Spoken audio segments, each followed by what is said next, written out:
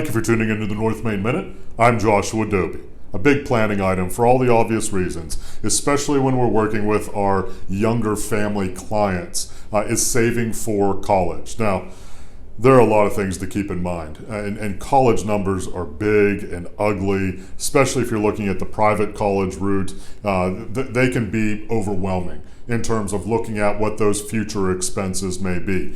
I'm going to start out with a big point. Don't be discouraged. This isn't going to be a comprehensive look at how to address the college funding process, but there are lots of different avenues that are out there. So the first big thing I would say is don't be discouraged. Take a look at all of the options, not just saving for the college experience, but also take a look at other programs, grant opportunities, scholarship opportunities, which may be out there. Make sure you keep that lens as wide open as possible to take into account all of the kinds of things that may be out there and available to you.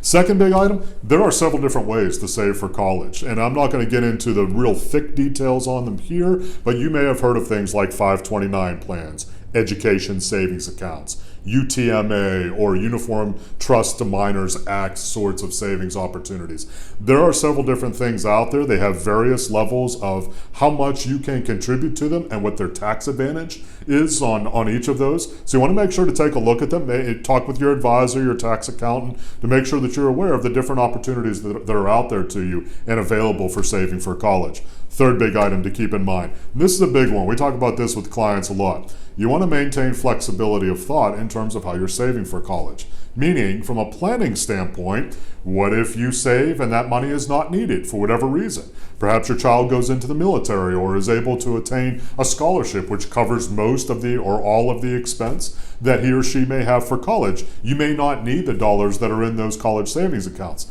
Several different things you can do. Depending upon the type of plan, you can shift it to a sibling or other family member, meaning if you would like to do that money that you're not using for that particular child, you can also do what's called a non-qualified liquidation out of that account. Tax-wise, you definitely want to be aware of what that means for you, because there probably are going to be some tax implications that you're going to need to keep in mind, but you can certainly do that so that you can use that for other opportunities instead of the more formal college experience. So again, several factors to keep in mind. Important that you're aware of what may work out best for you when you're making those kinds of decisions, especially if you have multiple children.